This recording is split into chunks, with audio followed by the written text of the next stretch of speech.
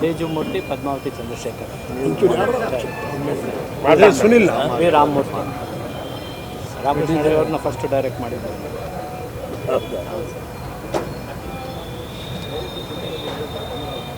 ಕಾರ್ಯಕ್ರಮದಲ್ಲಿ ಉಪಸ್ಥಿತರಿರುವ ನಿರ್ಮಾಪಕರಾದಂಥ ಹೆಸರು ಹೇಳಬೇಕು. ಪದ್ಮಾವತಿ ಚಂದ್ರಶೇಖರ್ ಅವರು, ತೇಜುಮೂರ್ತಿಯವರು ಮತ್ತು ನಿರ್ದೇಶನ ಮಾಡಿರುವಂಥ ಪವನ್ ಬಿ ರಾಮಮೂರ್ತಿಯವರೇ, ನಮ್ಮ ಮಾಜಿ ಸಂಸತ್ ಸದಸ್ಯರು ಶಾಸಕರು ಆದಂಥ ಶಿವರಾಮೇಗೌಡರೇ, ದೊಡ್ಡಣ್ಣವರೇ, ಸನ್ಮಾನ್ಯ ಬಂಗಾರಪ್ಪನವರ ಸುಪುತ್ರ ಅಂತ ಕುಮಾರ್ ಬಂಗಾರಪ್ಪನವರೇ ಮತ್ತು ಇದರಲ್ಲಿ ಮುಖ್ಯವಾದಂಥ ಪಾತ್ರ ವಹಿಸಿರುವ ರಾಗಿಣಿ ದ್ವಿವೇದಿಯವರೇ, ಇನ್ಯಾರು ಮಾಮ ಹರೀಶ್ ಬಾಮಗಿರೀಶ್, ಅವ್ರ ಸಾರಥ್ಯ ವಿಜಯ್ ಸಿನ್ಹಾ ಮತ್ತು ಎಲ್ಲ ಮುಖಂಡರೇ. ಇವತ್ತು ವಿಶೇಷ ಮಾತಾಡೋದೇನು ಹೆಚ್ಚಿಗಿಲ್ಲ. ನಮ್ಮ ಇಲಾಖೆ ಕಾರ್ಯಕ್ರಮವನ್ನು ಇವರು ಯಾವ ರೀತಿ ಕೊಂಡೊಯ್ತಾರೆ ಅಂತ ಡೀಟೇಲ್ ನನಗೂ ಗೊತ್ತಿಲ್ಲ. ಇವರು ನಮ್ಮ ಕೃಷ್ಣಪ್ಪನವರು ಮತ್ತು ಬಾಮ ಹರೀಶ್ ಬಂದು ಇದನ್ನು ನೀವು ಉದ್ಘಾಟನೆ ಮಾಡಬೇಕು ಅಂತ ಹೇಳಿದರು. ಸದುದ್ದೇಶದಿಂದ ನಾನು ಉದ್ಘಾಟನೆ ಮಾಡ್ತಾ ಇದ್ದೀನಿ. ಇದು ಒಂದು ಸಂದೇಶವನ್ನು ಕೊಡಬೇಕು. ಸರ್ಕಾರ ನ್ಯಾಯಬೆಲೆ ಅಂಗಡಿಯನ್ನು ಯಾಕೆ ಮಾಡಿದೆ, ಯಾವ ಉದ್ದೇಶಕ್ಕೆ ಮಾಡಿದೆ, ಅದರ ಫಲ ಹೇಗಿರ್ತದೆ ಮತ್ತು ಡಿಮೆರಿಟ್ಸ್ ಏನಾಗ್ತಾ ಇದೆ ಅನ್ನೋದು ಕೂಡ ಮನವರಿಕೆ ಮಾಡಿ. ಇದರಲ್ಲೇನು ಮುಚ್ಚುಮರೆ ಏನಿಲ್ಲ, ಗೊತ್ತಾಗಬೇಕು ನಮಗೂ.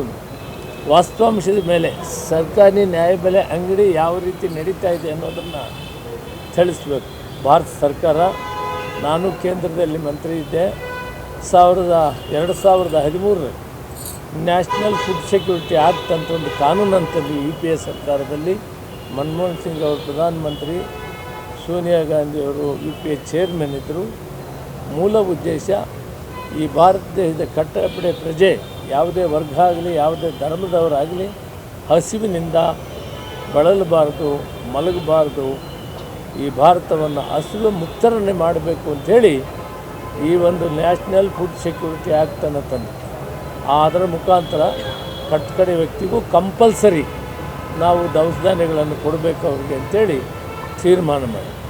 ಅದಾದ ಮೇಲೆ 2013 ಸಿದ್ದರಾಮಯ್ಯನವರು ಮುಖ್ಯಮಂತ್ರಿ ಆದಾಗ ಮೊಟ್ಟ ಮೊದಲನೇ ಕಾರ್ಯಕ್ರಮ ಅವರು ಘೋಷಣೆ ಮಾಡಿದ್ದು ಅನ್ನಭಾಗ್ಯವನ್ನು ಕೊಡಬೇಕು. ಈ ದೇಶದಲ್ಲಿ ಯಾರೂ ಕೂಡ ಹಸಿವಿನಿಂದ ಇರಬಾರ್ದು, ಹಸಿವು ಮುಕ್ತರನ್ನಾಗಿ ಮಾಡಬೇಕಂತ ಮೊದಲನೇ ಘೋಷಣೆ ಮಾಡಿದ್ದರು. ತದನಂತರ 2ನೇ ಸಾರಿ ಮುಖ್ಯಮಂತ್ರಿ ಆದಮೇಲೆ 5 kgಯನ್ನು 10 kg ಕೊಡ್ತೀವಿ ಅಂತ ಒಂದು ಘೋಷಣೆ ಮಾಡಿದ್ವಿ.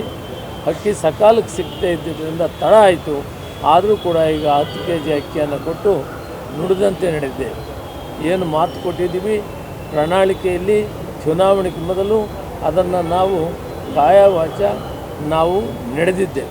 ಅದನ್ನು ಸದುಪಯೋಗ ಮಾಡಿಕೊಳ್ಬೇಕು ಅಂತ ನಾನು ಜನರಲ್ಲಿ ಮನವಿ ಮಾಡ್ತಾ, ಈ ಚಿತ್ರ ವಿಶೇಷವಾದಂಥ ಒಂದು ರೀತಿಯಲ್ಲಿ ಯಾವ ರೀತಿ ಜನರಿಗೆ ಸರ್ಕಾರದ ವತಿಯಿಂದ ಸೇರ್ತಾ ಇದೆ, ಸರ್ಕಾರ ಯಾವ ರೀತಿ ಕೊಡ್ತಾ ಇದೆ, ನ್ಯಾಯಬೆಲೆ ಅಂಗಡಿಯವರು ಯಾವ ರೀತಿ ವಿತರಣೆ ಮಾಡ್ತಾ ಇದ್ದಾರೆ, ಇದರ ನ್ಯೂನ್ಯತೆಗಳೇನು, ನಮಗೂ ಸರ್ಕಾರಕ್ಕೂ ಕೂಡ ಏನಾದರೂ ತಿದ್ದುಪಡಿ ಮಾಡುವಂತಿದ್ರೆ ಸಲಹೆ ಮಾಡಿದ್ರೆ ನಾವು ಮಾಡ್ಕೊಳ್ತೀವಿ.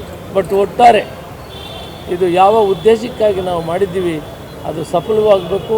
ನಿಮ್ಮ ಚಿತ್ರ ಏನು ಮಾಡ್ತಾಯಿದ್ರಿ ಅದು ನಮಗೂ ಒಂದು ಸಂದೇಶ ಇರಬೇಕು, ದೇಶಕ್ಕೊಂದು ಸಂದೇಶ ಇರಬೇಕು. ಇದೊಂದು ಮಹತ್ತರವಾದ ಕಾರ್ಯವನ್ನು ಭಾರತ ಸರ್ಕಾರ UPA ಸರ್ಕಾರ ಪ್ರಾರಂಭ ಮಾಡಿತು. ಅದನ್ನು ಈಗ ನಡೀತಾ ಇರುವಂಥ BJP ಸರ್ಕಾರ ಕೂಡ ಮುಂದುವರಿಸಿದೆ. ಜೊತೆಗೆ ನಾವು ಭಾರತ ಸರ್ಕಾರ ಕೊಡೋ 5 kg ಜೊತೆಗೆ ನಾವು 5 kgಯನ್ನು ಸೇರಿಸಿ ಈಗ 10 kgಯನ್ನು ಕೊಟ್ಟು ಸಮೃದ್ಧಿಯಾಗಿ ನಾವು ಯಾರಿಗೂ ಕೂಡ ನಮಗೆ ದವಸ ಧಾನ್ಯಗಳಿಲ್ಲ, ನಾವು ಕಷ್ಟದಲ್ಲಿದ್ದೀವಿ ಅಂತ ಭಾವನೆ ಬರಬಾರ್ದು ಅಂತ ಈ ಒಂದು ಘೋಷಣೆಯನ್ನು ಮಾಡಿದ್ದೀವಿ, ಜಾರಿಯನ್ನು ಮಾಡಿ ಸದುಪಯೋಗ ಮಾಡಿಕೊಳ್ಬೇಕಂತ ನನ್ನ ಭಾವನೆ. ಜೊತೆಗೆ ಈ ಚಿತ್ರದಲ್ಲಿ ವಿಶೇಷವಾದಂಥ ವಿಷಯಗಳನ್ನು ಮನವರಿಕೆ ಮಾಡಿ ಯಾವ ರೀತಿ ಸರ್ಕಾರ ಇದನ್ನು ಸಾಮಾನ್ಯ ಜನರಿಗೆ ಕಟ್ಟಕಡೆಯ ಬಡವರಿಗೆ ನಾವು ಮುಟ್ಟಿಸುವಂಥ ಕೆಲಸವನ್ನು ಮಾಡಿದ್ದೀನಿ. ಅದು ಸಂದೇಶ ಇರಲಿ ಅಂತ ಹೇಳ್ತಾ, ನೀವು ಈ ಕಾರ್ಯಕ್ರಮಕ್ಕೆ ಪ್ರಯತ್ನ ಮಾಡಿದ್ದೀರಿ.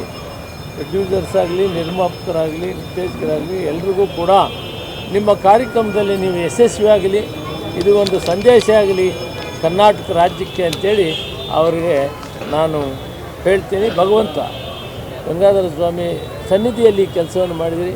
ಆ ಭಗವಂತ ನಿಮಗೆಲ್ಲ ಶಕ್ತಿಯನ್ನು ಕೊಟ್ಟು ಅತ್ಯುತ್ತಮವಾದಂಥ ಒಂದು ಚಿತ್ರವಾಗಿ ತಯಾರಾಗಿ ಜನರಿಗೆ ಸಂದೇಶ ಕೊಡಬೇಕಂತ ನಾನು ದೇವರಲ್ಲಿ ಪ್ರಾರ್ಥನೆ ಮಾಡ್ತೇನೆ.